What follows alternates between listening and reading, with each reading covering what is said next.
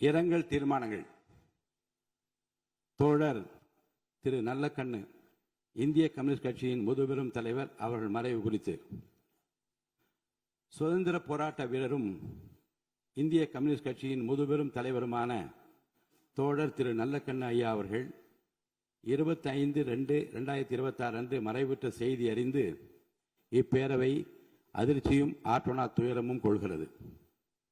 தோழர் திரு நல்லக்கண்ணு ஐயா அவர்கள் இளம் வயதிலேயே சுதந்திர போராட்டத்தில் ஈடுபட்டு சிறைவாசம் மேற்கொண்டவர். தமிழகத்தின் காந்தி என எல்லோராலும் போற்றப்படும் ஐயா நல்லக்கண்ணு அவர்கள் எளிமையிலும் நேர்மையிலும் மாண்புமிகு முன்னாள் அமைச்சர் கட்கன் அவர்களைப் போல எளிமையோடு வாழ்ந்தார் என்று மக்களால் போற்றப்படுபவர். விவசாய பெருமக்கள், தொழிலாளர் மற்றும் விளிம்பு நிலை மக்களின் அனைத்து தரப்பு மக்களின் நலனுக்காக தமது வாழ்நாளை அர்ப்பணித்தவர். தமிழ்நாடு அரசால் வழங்கப்பெறும் உயரிய விருதான தகைசால் தமிழர் விருது பெற்ற பெருமைக்குரியவர்.